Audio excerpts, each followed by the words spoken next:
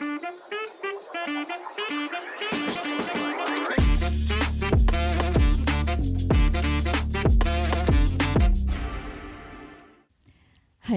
sahabat Pukuturan TV, berjumpa lagi bersama aku Raina Mahesa dalam Talk on Point. Nah mungkin kemarin-kemarin kita lama gak jumpa ya, karena kemarin-kemarin itu lagi dibajak gitu sama host sebelah. Mungkin sahabat Pukuturan di rumah juga udah tahu hostnya itu siapa, atau mungkin ada yang baru gitu. Jadi hostnya itu aku spill dikit ya. Hostnya itu nanti di sini ada ya, kecil aja gitu ya. Oke, jadi sebenarnya di sini itu kita bakal membahas gitu dan juga membuka jendela pengetahuan kita secara luas untuk menjelajahi dunia yang sangat luas ini, khususnya pada perubahan dunia dan juga budaya-budaya yang penuh warna di kalangan anak muda seperti itu. Pada episode top kali ini kita akan memahami keanekaragaman tren musik, film dan segala hal yang akan membuat hati sahabat Pukuturan di rumah itu berdegup kencang gitu. Nggak hanya doi aja yang bisa buat hati sahabat Pukuturan di rumah berdegup kencang, tapi juga perbincangan kita pada kali ini. Jadi langsung saja kita sambut, ini dia bapak yang sangat trendy gitu, narasumber kita yang sangat trendy. Selamat datang Bapak. Oke. Selamat siang, selamat. Tumben nih saya masuk ke studio Empu Kuturan TV. Keren banget ya. Keren. Oke, jadi mungkin nanti next lagi kita bisa bincang-bincang lagi dengan topik yang lain Pak ya. Yeah. Oke, jadi saya lihat sesuatu yang baru nih dari Bapak. Kayaknya new look gitu. Apa ya kira-kira? Kemarin kayaknya rambutnya gondrong gitu Pak ya. Sekarang kok kayak opa-opa Korea gitu Pak. Iya, sebenarnya kemarin gondrong, sekarang dipotong itu karena takut rambutnya tambah mundur gitu loh. Mundur gimana itu? Mundur karena ketarik terus kan. Jadi tambah mundur, jadi jidatnya tambah lebar nanti kelihatan. Oh gitu. Jadi dipotong, nanti kalau pengen gondrong lagi. Lebih nyaman mana Pak?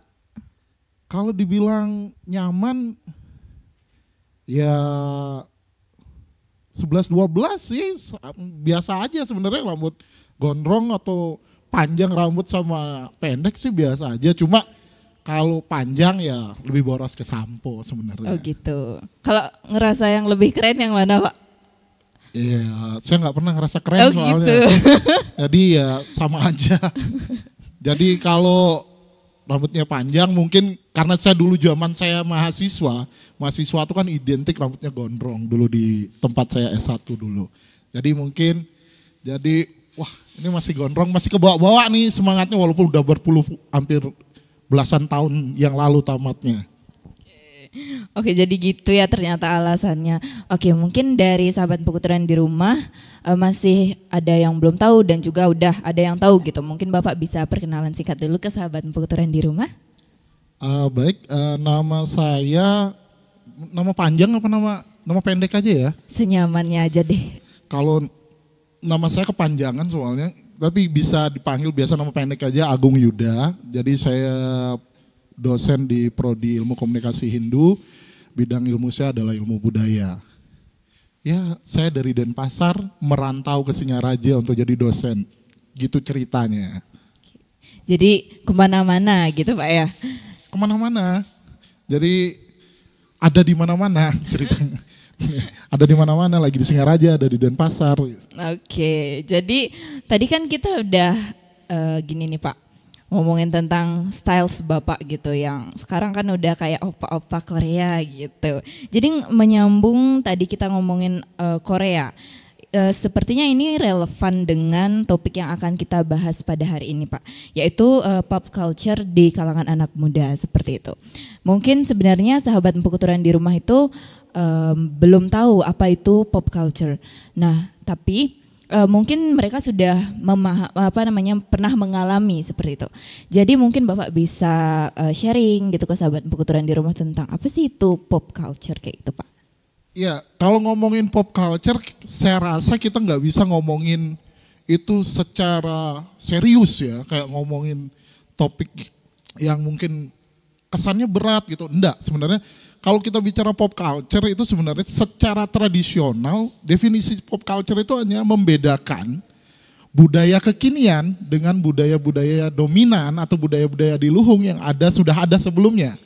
Jadi misalkan pop culture itu lebih berbicara tentang budaya-budaya kontemporer, budaya-budaya baru yang dimana mempengaruhi sebagian besar atau kalau tidak bisa disebut mayoritas adalah generasi muda. Cuma dari zaman ke zaman dia berbeda-beda bentuknya gitu. Jadi kalau secara definisi menurut Dick Hebditz dalam bukunya yang berjudul Subculture: The Meaning of Style, Dick Hebditz mengatakan bahwa pop culture ini, budaya populer ini, ada budaya pop ini adalah sebuah bentuk pembentukan identitas bagi generasi muda terutama. Di mana di dalamnya mereka membentuk identitas itu melalui apa? Mode, pakaian, fashion. Yang dipengaruhi oleh apa? Media massa. Kalau sekarang kita lihat kan yang viral pasti banyak ditiru. Iya benar. Yang viral kan, itu pengaruhnya dari mana? Kan media massa. Iya media. Terlebih lagi sekarang platform digital udah luar biasa banget. Terus musik, ini yang paling dekat dengan generasi muda. Masa nggak ada satupun generasi muda yang nggak suka musik kalau saya pikir ya. Terus film, banyak sekali merupakan bagian dari bentuk-bentuk budaya populer tersebut. Sedangkan ada satu lagi yang menarik dari Stuart Hall yang mengatakan bahwa budaya pop ini adalah tembok atau jarak yang memisahkan antara budaya-budaya adiluhung, kayak kita punya budaya adiluhung misalkan seni tari Bali, budaya tradisionalnya Pak ya. Budaya tradisional yang turun-temurun sudah diwariskan. Sedangkan budaya populer ini dipisahkan oleh tembok yang namanya pop culture, budaya-budaya baru. Musik misalkan, kalau musik misalkan kita lihat, kita punya gamelan kalau di Bali, gamelan tradisional. Ketika kita masukkan ke budaya pop culture apa? Ethnic fusion, musik yang digabungkan antara musik tradisional dengan musik modern. Nah, itu bisa sekarang banyak banget Pak ya. Banyak. Jadi budaya populer itu ada, tapi dia tidak mati. Kalau dikatakan mati tidak, tapi dia hanya mungkin bisa dikatakan mati suri sejenak ketika ditinggalkan. Karena salah satu ciri khas dari budaya populer itu ada rentang waktunya, ya kan?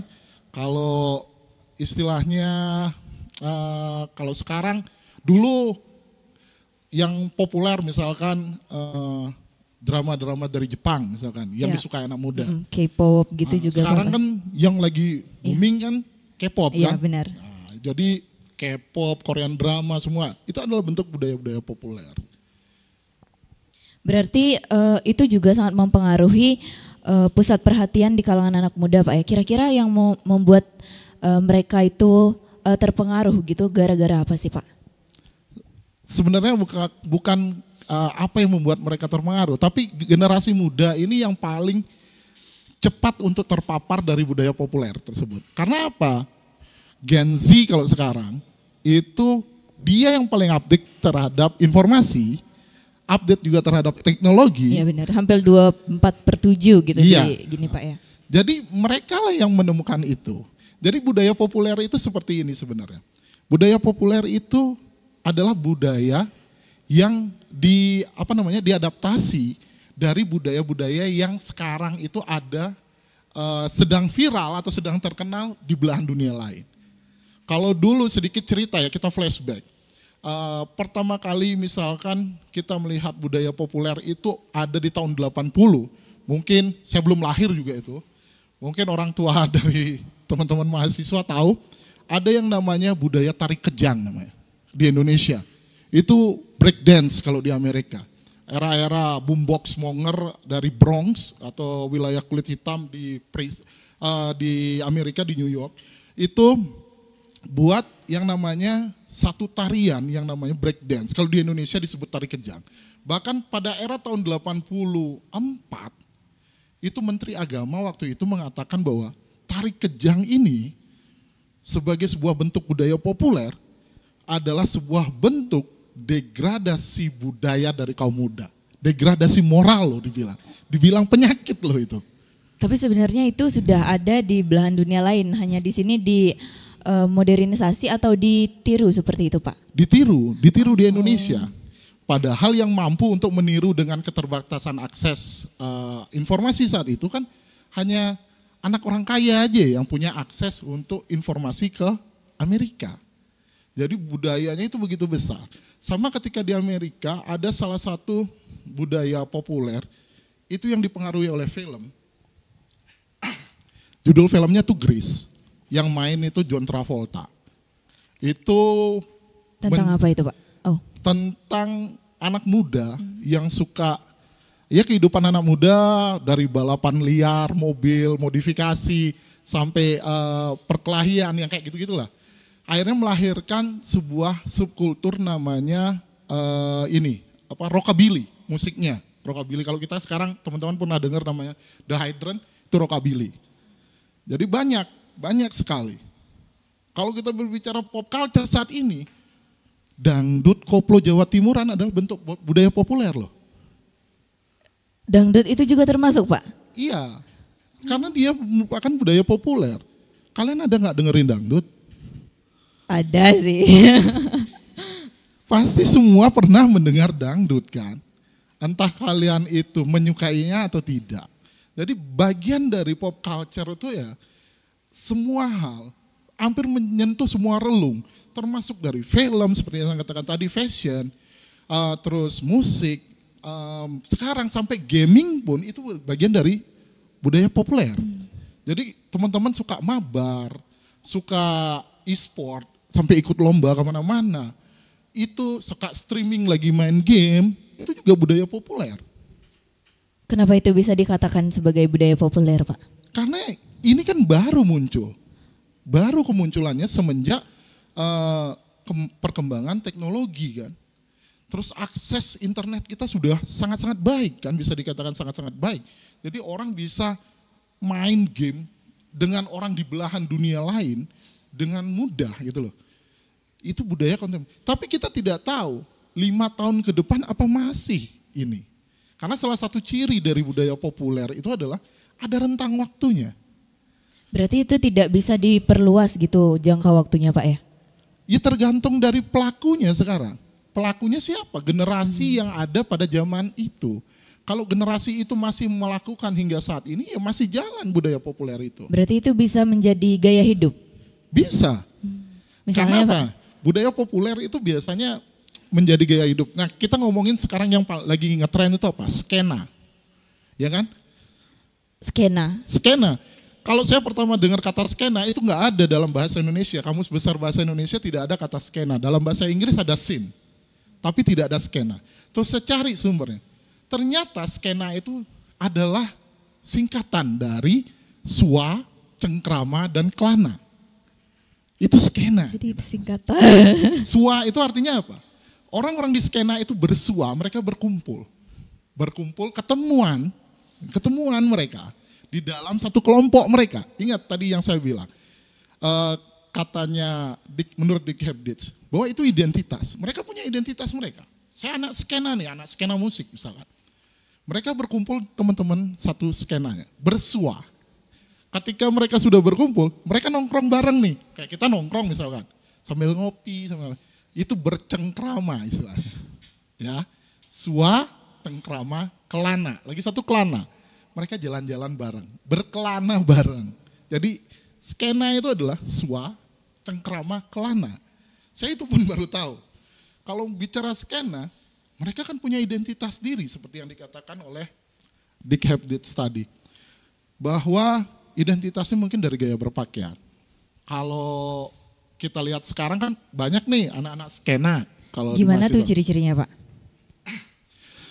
Anak-anak skena biasanya kalau dari segi fashion ya yang saya amati, saya suka soalnya ngeliatin budaya-budaya populer di anak-anak muda saat ini. Yang pertama pasti kaos band yang dia suka, itu yang dia pakai. Oke, kaos band, terus celana kargo atau cargo pants atau enggak celana reguler, Terus pakai sepatu itu bootnya biasanya Doc Mart. Atau enggak kalau sepatu sneakers itu dia Converse, New Balance atau Nike. Atau sepatu-sepatu skate. Nah, terus dia bawa tote bag. Dan topi adalah suatu hal yang pasti. Mungkin bucket hat atau enggak snapback. Jadi tambah lagi satu. Ada apa namanya? Rantai. Itu ciri khasnya Pak ya? Iya. Oke. Jadi gitu kita melihat sekarang budaya populer. 5 tahun lagi belum tentu ada yang mau pakai itu lagi. Mungkin 5 tahun lagi mereka bisa nganggap itu sebagai suatu hal yang nggak Pak? Kenapa saya dulu kayak gitu ya? Mungkin kayak gitu nggak mereka Pak 5 tahun ke depan? Iya tergantung kalau kita bicara kalau saya misalkan saya pakaian saya masih konsisten dari skena saya dong. Saya orang skena juga. Tapi skena musik ya berbeda. Saya masih pakai yang sama. Ketika saya tidak pernah beranggapan bahwa ngapain sih saya kayak gitu dulu? Kenapa sekarang saya harus? Kenapa saya menyesali itu? Enggak, saya enggak pernah gitu. Saya masih itulah saya yang dulu dan itulah saya yang sekarang dan saya bangga akan itu. Oke, di mana rantainya Pak? Nggak pernah dipakai kalau di kampus. Jadi kalau di luar kampus dipakai pasti. Jadi kalau itu biasanya sudah lari yang namanya lifestyle, gaya hidup dia. Masih banyak kok. Contoh yang kita bisa lihat secara langsung itu kan teman-teman tahu lah pasti Ahmad Albar, rocker guide-nya Indonesia. Tapi sekarang style-nya masih sama seperti dulu. Tetap konsisten seperti itu Pak ya. Kalau misalnya bentuk-bentuk budaya dari pop culture gitu dengan hubungannya dengan generasi muda. Kalau bentuk-bentuknya yang kita dapat temui di kehidupan sehari-hari gitu Pak. Selain lifestyle juga selain dari mungkin dari bahasa atau gaya bicara itu bisa Pak ya? Bisa. Kalau sekarang kan yang terkenal tuh gini, Jaksel. Oh yang itu slang itu ya? Iya. Jadi Jaksel harus ada. Kalau dalam teori bahasa ada code switchingnya. Jadi dia pakai 2 bahasa dalam satu kalimat misalkan. Jadi meanwhile saat ini yang aku bicara sama Raini, ini Jaksel nih ceritanya kan. Oke, gimana kalau kita ngomong Jaksel aja Pak? Ribet sebenarnya kalau ngomongin Jaksel karena kita harus lagi nyampur bahasa asing. Tapi itu menjadi identitas kan. Identitas. Sama seperti di Bali. Pernah mungkin teman-teman ketika ngomong bahasa Indonesia itu diakhiri dengan kalimat nokci. No, iya. Pernah nggak? Kan di Bali itu. Itu kan salah satu identitas budaya populer. Ya no, gitu. No ini bahasa itu apa? apa? Nah, itu kan pertanyaannya. No ini apa? Gitu loh. Kok bisa ada no? Coba cari di kamus bahasa Indonesia tidak ada. Kamus bahasa Bali nggak ada. Ada juga. Ya no, gitu. Nah itu juga bentuk dari budaya populer. Jadi banyak hal yang bisa menjadi budaya-budaya populer. Tergantung sekarang rentang waktunya sampai kapan. Karena apa? Karena prinsipnya budaya itu seperti ini. Semasih ada pelaku budayanya, maka dia akan tetap berjalan. Tapi suatu saat pelaku budayanya menganggap, oke, that's enough, cukup buat saya. Udah, dia tidak mati, bisa tapi saja. Mati suri gitu ya. Bisa saja.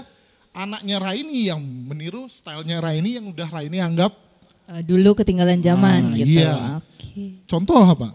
Sekarang kok banyak motor yang stylenya retro lagi keluar, ya kan? Budaya itu berulang. Dia tidak akan pernah mati, dia hanya mati suri menurut saya. Pendapat saya pribadi seperti itu. Jadi kalau bicara pop culture ya sekarang pakaiannya yang kayak gini gitu loh.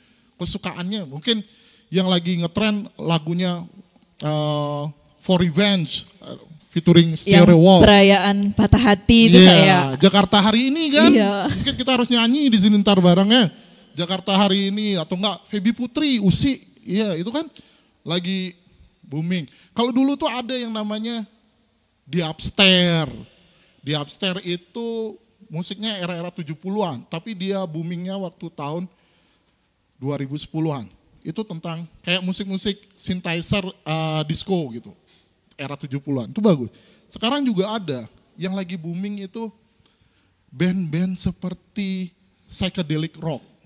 Jadi psychedelic rock itu band rock and roll seperti kalau di luar itu dulu di era-era awalnya MC5, terus Sekarang di Indonesia tuh banyak. Ada The Sigit dulu pelopornya, terus sekarang ada kelompok penerbang roket, kalau teman-teman pernah dengar. Terus di Bali itu ada Jangar, terus ada Iron Head juga, banyak band-band yang seperti itu bermunculan. Jadi itu sebenarnya bentuk budaya-budaya populer. Ya, budaya populer itu, tapi banyak juga orang skena ketika dibilangin, kamu mau budaya populer ya, nggak mau. Berarti dia punya identitasnya sendiri Iya, gitu. mereka nggak mau disebut budaya populer karena mereka beranggapan budaya populer itu rentang waktunya pendek. Oh, jadi kalau skena itu dia beranggapan bahwa ini jangka panjang kayak gitu Pak Iya, ya? jadi sampai tua pun saya akan tetap seperti ini gitu loh. Kalau budaya populer anggapan orang itu banyak seperti ini. Dia cepat terkenal, cepat viral, Juga nanti cepat turunnya dan hilang oke. gitu. Kalau misalnya bentuk identitas sosial generasi muda, apa itu bisa menjadi bagian dari pop culture itu sendiri Pak? Ya, kalau identitas anak muda itu saya rasa saat ini nggak bisa dipisahkan dengan budaya pop atau pop culture. Semua teman-teman apa yang kalian pakai, apa yang kalian lakukan, itu nggak bisa terlepas dari pengaruh dari budaya pop. Iya benar. Contoh, harus pakai pakaian kayak gini, karena apa gitu. Gini loh lagi ngetren di Korea, karena saya nonton Korean drama gitu misalkan. Oh saya pakaiannya kayak gini. Oh saya anak skena nih, sekarang skena lagi gini. Oh, saya pakai regular pants, terus dipakai sneakersnya, misalkan Converse, celana saya dilipat, pakai rantai, pakai baju band, pakai bucket hat, bawa tote bag. Oh berarti saya ikuti itu gitu loh. Jadi nggak bisa pisah dari pengaruh budaya populer tersebut. Berarti kalau misalnya dia dari tadi kan bahasa kencana gitu juga Pak ya. Itu kan sekarang lagi viral-viralnya gitu di TikTok. Terus tuh juga di Instagram gitu. Berarti media massa sangat mempengaruhi penyebaran dari pop culture itu sendiri Pak ya. Bagaimana kalau misalnya budaya-budaya yang mereka tiru itu di luar dari budaya di Indonesia sendiri kayak itu Pak? Ya benar, kalau bicara peranan yang paling berperan sekarang ini dalam budaya populer itu adalah media. Karena media saat ini kan kita bicara kemajuan teknologi informasi yang sudah begitu rapid ya, masif, begitu cepat. Jadi informasi budaya baru di belahan dunia yang lain itu gampang kita adaptasi untuk di sini, gampang kita tahu keberadaannya. Dan ketika mereka tadi pertanyaannya tidak mau berada istilahnya masuk ke dalam budaya populer itu, dia bagaimana? Ada yang namanya subkultur. Jadi subkultur itu menganggap dirinya di luar dari kultur dominan, dari luar budaya dominan. Jadi mereka menganggap dirinya, saya pokoknya berbeda. Sedangkan budaya populer seperti yang saya katakan tadi di pertama, dia buat pembatas lah ini. Jadi ini kebudayaan tradisional yang adiluhung lah, nilainya sudah jelas, konsep filosofisnya sudah jelas. Yang ini budaya populer, budaya kita anak muda. Saya merepresentasikan diri saya dengan budaya populer gitu loh. Jadi kalau ngelihat saya dari pakaian misalkan, kita lihat mahasiswa, oh ini sukanya musik ini. Oh ini suka nonton Korean drama, oh ini suka K-pop. Bahkan dari media sosial saat ini, kayak kasus kemarin yang saya baca lucu sekali bagaimana netizen Indonesia begitu savage-nya mempertahankan yang namanya BTS. Oh itu ya Pak. Ya kan? Iya benar. Sampai komentarnya pedas semua, begitu responsif sekali. Iya, berarti itu merupakan salah satu pengaruh dari pop culture itu sendiri Pak ya? Iya, itu kan bentuk pop culture juga. Karena itu dia membela identitas dirinya. Saya sebagai apa nih istilahnya, ARMY. Ya ARMY gini ya ARMY. BTS, oke. Orang kemarin di mahasiswa aja saya bilang, saya tidak menyebut BTS, tapi saya sengaja menyebut BTS. Mahasiswa ada yang responsif langsung. Komen Pak ya? Pak, itu salah. Apa maksudnya salah? BTS. Nah, sampai penyebutan loh, pelafalan. Ya kan?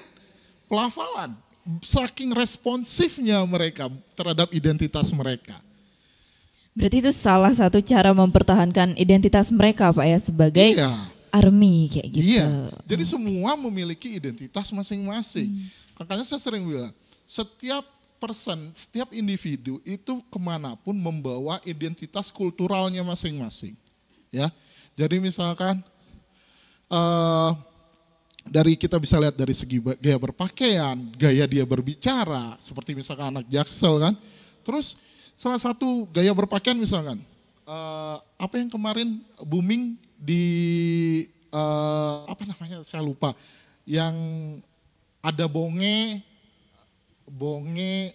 Oh yang Fashion show itu. di Citayam, oke, Citayam Fashion kan? Week gitu. Kalian kan lebih apal itu. Identik kan, identitas itu. Karena kalian lebih update masalah itu gitu loh. Kalau generasi X dan kalau kita bicara budaya populer sampai generasi X saja. Generasi baby boomer udah enggak.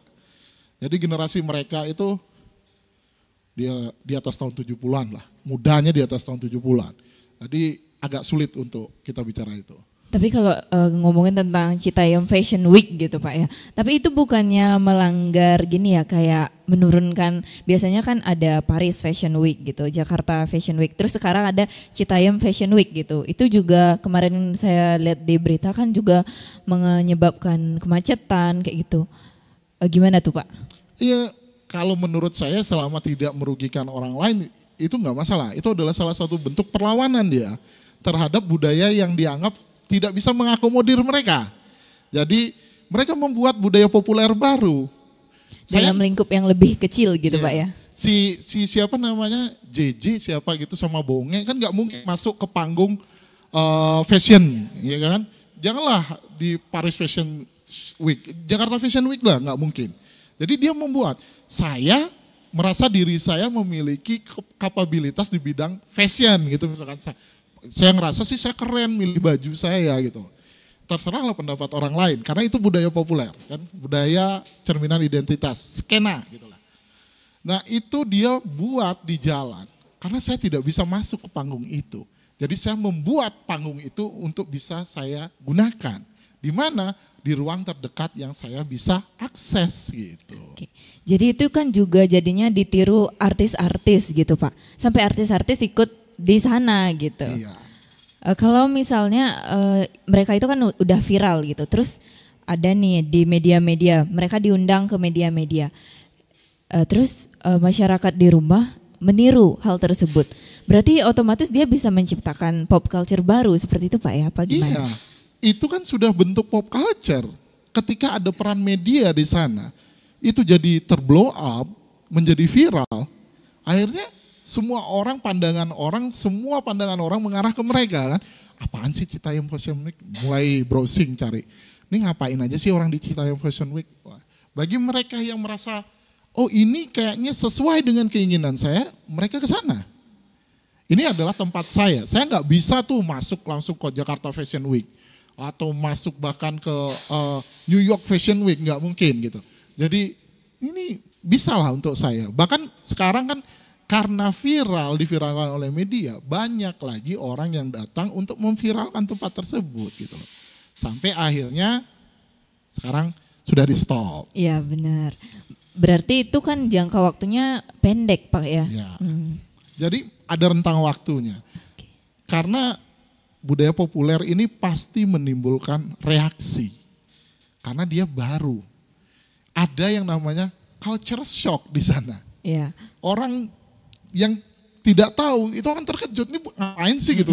Pakai celana robek semua. Aneh gitu kalau yang nggak tahu.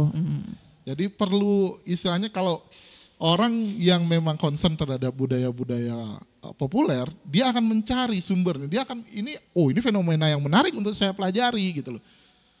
Nggak sekedar kita langsung melakukan penghakiman, ini apa gitu, enggak. Tapi kita akan lebih tertarik untuk melihat fenomena tersebut. Baik, jadi kalau misalnya kita sebagai generasi muda nih Pak yang tahu tentang pop culture kayak itu. Kalau misalnya dari pop culture itu sendiri, apakah itu bisa untuk sebagai apa ya, istilahnya sebagai pelopor untuk melakukan gerakan-gerakan sosial seperti itu Pak? Ada nggak yang Bapak alami dulu? Ada. Sebenarnya ketika kita melihat budaya populer, budaya pop culture tersebut menjadi dia menjadi apa ya? Menjadi pendorong terhadap lahirnya gerakan-gerakan sosial. Karena apa? Seperti yang saya katakan tadi, pop culture itu kan gampang proses untuk dikenalnya, terkenalnya gampang. Karena ada dukungan media di sana. Dalam artian segala sesuatu yang diviralkan oleh media, itu pasti banyak yang meniru. Jadi ketika kita ingin membangun sebuah gerakan sosial, bisa dimulai dari pop culture, budaya-budaya pop. Contohnya salah satu apa? Misalkan dulu di skena saya itu ada kita melakukan penggalangan dana untuk waktu itu tsunami di Aceh.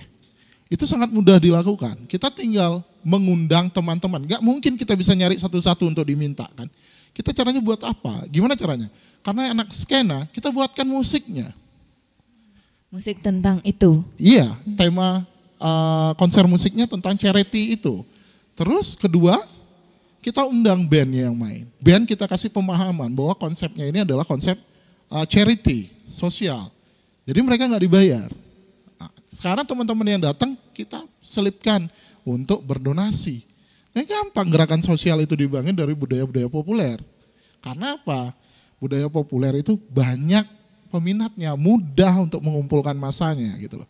Misalkan teman-teman buat konser untuk charity, undang aja salah satu bintang tamu. Atau bisa kita ambil salah satu selebgram misalkan, untuk membantu proses penggalangan dana. Bisa kan? Iya benar Pak. Berarti kalau misalnya kayak gitu, itu kan merupakan salah satu cara berkomunikasi mereka ke masyarakat. Kalau misalnya cara-cara mereka menyampaikan komunikasi mereka itu kan membuat charity seperti itu Pak ya. Apakah itu dapat diterima dengan baik oleh masyarakat atau ada pernah penolakan yang pernah Bapak alami? Kalau pengalaman penolakan banyak, ya kan? Karena itu yang seperti saya katakan tadi, reaktif, masyarakat itu cenderung reaktif terhadap bentuk-bentuk budaya baru. Sama seperti yang saya katakan ketika era tari kejang breakdance tahun 80-an yang boomingnya tahun 84-85 itu. Masyarakat kan dikejutkan, kenapa nih anak muda semua nih kayak gini, kayak orang kesetrum gini di jalan, di pinggir jalan. Akhirnya dibuatkan regulasi karena sudah tidak terbendung. Dilarang tapi masih mereka melakukan secara sembunyi-sembunyi. Akhirnya dibuatkan regulasi. Memang pasti reaktif. Pandangan awal itu dalam hal apapun, bukan budaya populer, pasti pandangan awal itu selalu memiliki paradigma perspektif pemikiran negatif dulu. Pasti negatif pemikirannya. Negatif dulu, habis itu udah dikenal baru mulai Pak ya. Jadi sama ketika saya kayak sekarang ini kita ada skena musik misalkan, ada sekarang juga budaya-budaya custom culture atau budaya-budaya otomotif ya, ada klub motor macam-macam, itu reaktif juga, negatif juga pasti pandangan pertama. Karena pandangan awalnya itu adalah ini sesuatu yang baru, kok kayaknya mereka ini menolak budaya yang sudah ada, padahal enggak gitu loh. Karena kita belum kita hanya melihat dari covernya aja sudah melakukan judgement, kayak gitu biasanya. Berarti kayak dulu kan yang terkenal itu anak-anak punk gitu Pak ya? Yeah. Nah, ini diluruskan. Oh oke. Jangan menyebut anak punk, karena saya dulu juga bagian dari skena itu dan masih sampai sekarang. Oh gitu. Jadi sebutannya adalah punk. Punk aja. Punk aja, bukan punk anak aja. punk. Oke, punk aja. Punk aja. Yeah. Jadi di situ kan banyak dari masyarakat tuh Pak kayak kayaknya ini saya harus jauhin deh. Soalnya tampilannya gini gitu. Nah, tapi sebenarnya dari beberapa ada teman saya sih, maksudnya dia juga suka punk itu. Katanya mereka itu sangat menghargai wanita seperti itu Pak. Tapi masyarakat itu lihatnya kayak saya harus jauhin deh kayaknya, takut digimana-gimanain gitu. Iya, iya. Ya itu wajar karena kita berbeda dari budaya dominan. Dari pakaian kita udah berbeda. Sama seperti tadi, reaktif akhirnya. Ini kok beda pakaiannya sama saya. Kalau di punk sendiri, dia melawan segala bentuk kapitalisme ceritanya. Ideologinya kan seperti itu di awal. Jadi kamu pakai pakaian bagus, belinya di mall yang pemilik modal besar, itu enggak. Kami buat baju kami. Ada istilah di punk itu namanya DIY, do it yourself. Jadi buat sendiri. Kami melakukan semuanya sendiri. Kami melakukan segala sesuatunya secara komunal. Jadi ketika dia memakai identitas mereka, masyarakat itu cenderung reaktif. Karena apa? Punk sendiri ketika lahir pertama kali di London, itu mengambil simbol-simbol budaya dominan, dibalikkan fungsinya oleh mereka. Jadi yang seharusnya waktu itu ya, era tahun 70-an kalau tidak salah, baju kaos itu t-shirt hanya dipakai untuk leisure time-nya bangsawan di Inggris. Jadi kalau sudah main polo, acara minum teh bangsawan, berarti baru itu pakai baju kaos oblong ya. Jadi hanya orang kaya yang pakai itu. Akhirnya anak-anak punk mengambil itu. Punk itu mencuri itu, dibalik pakaian. Dia memakai itu setiap hari gitu loh. Tidak hanya special occasion saja. Jadi dipakai sama mereka tiap hari. Itu perlawanan. Yang kedua, tampilan rapi. Karena di Inggris kan dulu berkembang pakaian tuh harus rapi. Iya, ya. rapi, semua tertata kayak gitu Pak ya. Mereka menolak segala bentuk budaya-budaya mainstream. Mainstream itu artinya ya budaya-budaya dominan. Saya tolak. Karena itu bukan bagian dari identitas saya dan tidak bisa menampung ideologi dan idealisme saya. Jadi pakaiannya pun berbeda. Nah saya ada di posisi itu untuk di Denpasar. Saya ada. Dan sampai sekarang masih sama teman-teman punk juga di komunitas Denpasar juga masih. Jadi sebenarnya kalau kegiatan-kegiatan sosial itu yang dilakukan itu apa Pak? Kalau di punk itu sendiri? Banyak. Kita saling membantu sesama teman-teman di dalam komunitas pertama. Teman ada yang sakit, kita buatkan acara charity yang dimana hasilnya kita serahkan langsung ke keluarga, atau ada teman yang kemarin anaknya yang sakit, kita juga buatkan charity. Selain itu kita juga banyak bergerak di bidang-bidang sosial seperti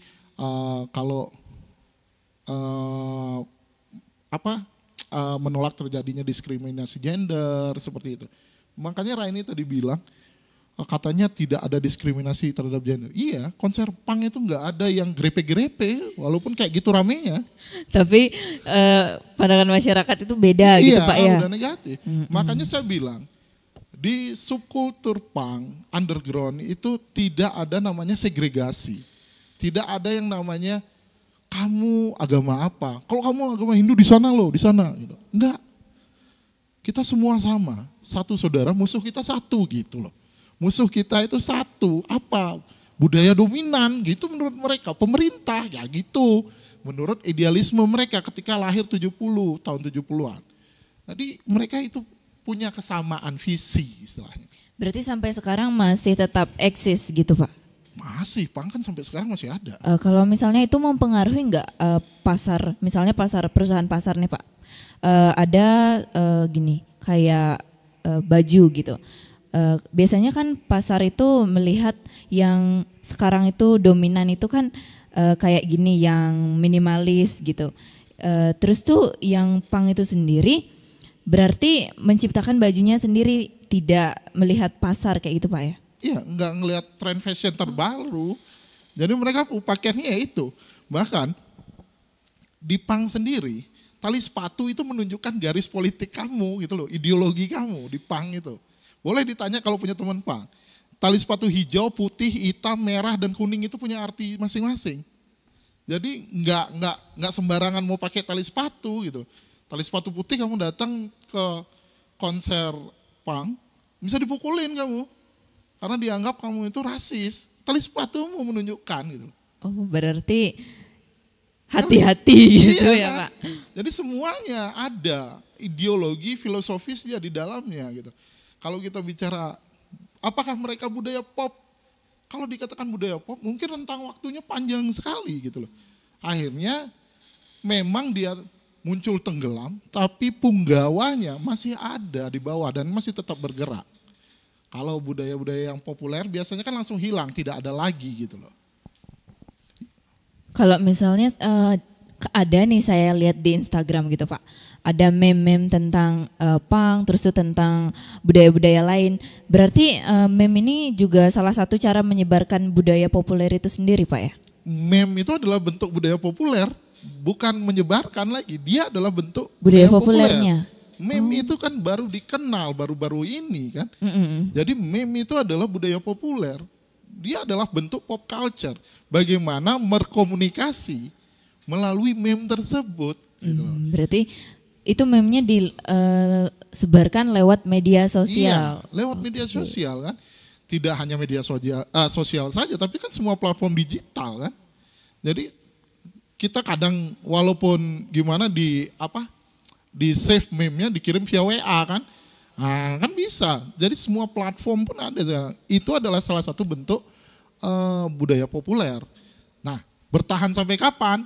Itu yang kita tidak tahu kan gitu. Karena semua punya jangka waktunya. Semua kayak gitu, punya Pak, rentang waktunya gitu. Kalau misalnya pandangan Bapak itu terhadap representasi dari keberagaman dalam industri hiburan dan pop culture sendiri gimana Pak? Ya kalau kita bicara diversifikasi ya, kepluralitasan, pop culture inilah yang membuat diversifikasi terutama dalam industri hiburan, ya kan? Makanya saya katakan tadi, musik pun banyak gitu kan.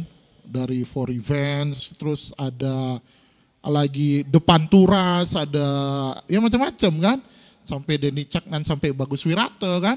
Itu kan menjadi sebuah bentuk budaya populer saat ini. Dan itu memberikan nuansa yang berbeda-beda. Dan itu memperkaya khasanah sebenarnya kan. Kalau kita bicara memperkaya pengetahuan kita tentang beragam jenis musik.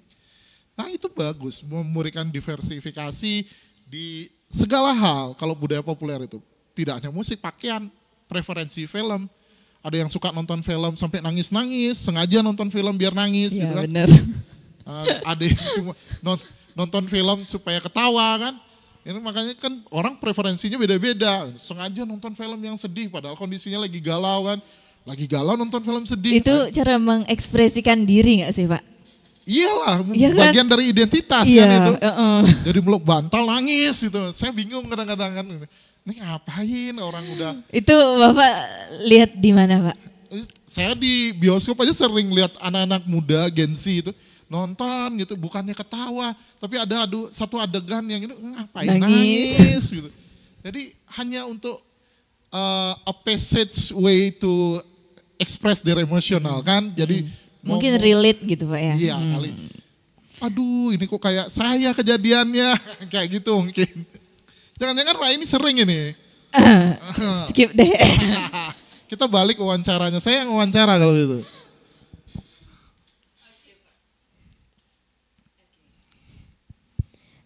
Kalau misalnya tadi kan udah ngomongin tentang budaya populer gitu Pak.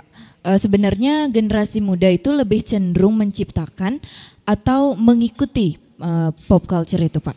Kalau saya lihat di Indonesia itu lebih banyak terinfluence. Terpengaruh ya? Terpengaruh. Karena belum sampai kapasitas ketika bicara budaya populer ya, belum sampai kapasitas penciptaan. Tapi kalau kita bicara budaya di luhung, kita udah kreatornya Indonesia dengan segitu banyak suku bangsa kita dan etnisitas kan. Oke, jadi di Indonesia itu lebih cenderung mengikuti kayak gitu Pak ya. Sebenarnya kalau misalnya budaya populer itu ada plus minusnya kan Pak, ada positif negatifnya. Nah sebenarnya yang menjadi permasalahan di Indonesia itu sendiri apa sih Pak dalam menerima budaya pop itu sendiri? Sebenarnya kalau bicara plus minusnya ya, budaya populer itu terkadang karena sangat-sangat ini ya, seperti katakan tadi reaktif orang terhadap budaya baru itu, kadang itu resistansi yang dihadapi oleh pelaku budaya populer itu dengan masyarakat itu sangat besar. Ya, terus kedua kadang juga ada sisi negatifnya di mana budaya populer itu menyita banyak perhatian dari generasi muda sehingga generasi muda ini lebih terfokuskan ke sana dibandingkan dengan hal yang lain. Contoh kemarin saya nonton di YouTube itu ada, kamu ngakunya anak skena gitu. Masih kerja dari jam 8 sampai jam 5. Nonton musik lah, ngapain kerja, ya, kayak gitu-gitu gitu loh. Jadi kan itu adalah bentuk sindiran. Kalau anak skena sampai lupa kerja, lupa ngapain gara-gara budaya populernya gitu loh. Oke, jadi sangat banyak gitu Pak ya, tentang budaya populer ini khususnya di kalangan anak muda kayak gitu. Ini saya jadi pengetahuan saya nambah gitu Pak setelah kita bincang-bincang di sini. Mungkin Bapak ada close statement gitu buat sahabat Empu Keturunan di rumah tentang pop culture di kalangan anak muda ini?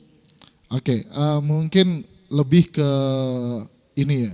Jadi kalau kita berbicara budaya populer atau pop culture, mungkin kita tidak harus terlalu reaktif ya terhadap kemunculan budaya-budaya baru. Tapi mungkin bisa kita melihat sebagai sebuah diversifikasi atau pluralitas di dalam berbagai bidang aspek kehidupan seperti film yang akhirnya musik dan lain sebagainya yang akhirnya nanti membentuk sebuah bentuk budaya-budaya baru yang tentu saja memperkaya juga pengetahuan kita dan wawasan kita tentang budaya-budaya baru tersebut. Tentu saja hal ini tidak bisa dihindarkan karena sifat dari budaya itu kan bersifat dinamis dan adaptif. Jadi dia akan terus bergerak, dia tidak akan pernah statis, tidak akan pernah berhenti selama manusianya masih bergerak. Manusianya masih berproduksi atau berproses juga.